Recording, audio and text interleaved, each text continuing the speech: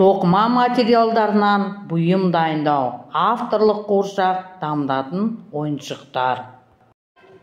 Өзінің тәжірибесі мен біліміне сүйеніп, композицияның негізгі заңдылықтарын сақтай отырып, әртүрлі нысандардың дизайны бойынша тапсырмаларды орындау. Біздің сабағымыздың тақырыбы тоқыма материалдарынан бұйым дайындау. Көресіңдер, енді соңына келгенде қазір көреміз. Екінші Нұрила. Бір.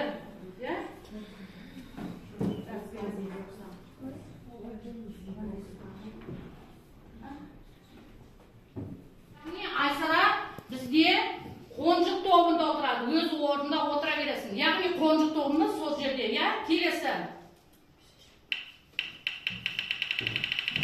Мынау қонжық тобы балы. Келесіде қонжық тобқа кім барады екен көрейік?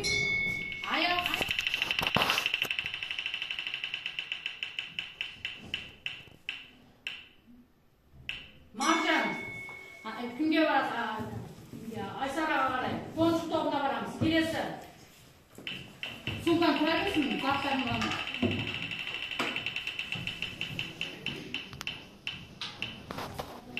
Сабина, сол қонжық тобында қаласың.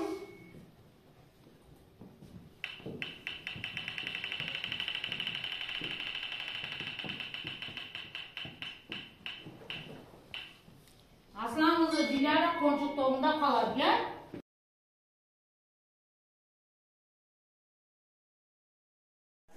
Заманға байланысты, түсінде қояды.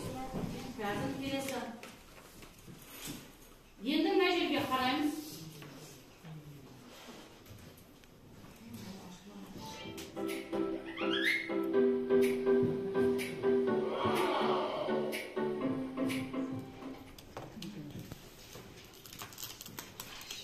Kuklamızды шабынмен сақтанады.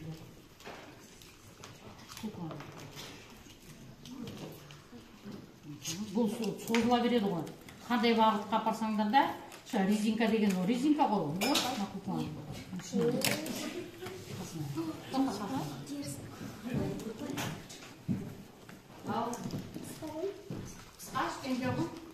Ар жағына қосымша жел бір шек, мен сала беруге болады ғой.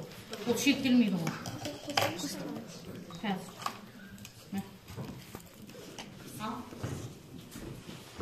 Бұл жерде біз қуыршаққа Нұрила, сен де тұр қасына. Сенікі де бар ғой, ерекшесін. Бұл жерде біз қуыршаққа кемістаймыз. Біз мына электрон тақтадан көрсеткендей, біз носкиден де, яғни шоқтан да біз қуыршаққа көйлек жасайтын боламыз. Ол үшін біз мына жақтағы ойығын кішкентай қыламыз.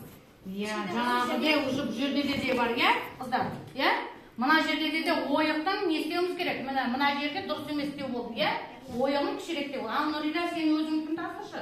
Мен өзімдікін мына кеуде жағын электронды тақтада көрсеткенде жасаймыз. Және аяқ жағында қалған шұлықтардан басын кесіп, етегіне юбкалар жасаймыз.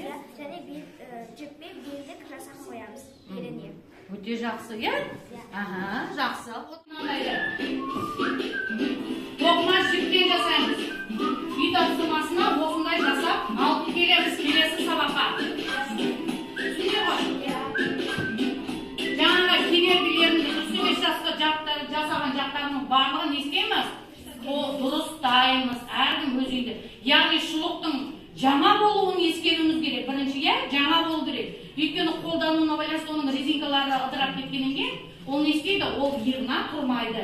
Ол жаңа болу керек, әр нәрсе жаңа болу керек. Енді көп рахмет сіздерге, сабақ аяқталды.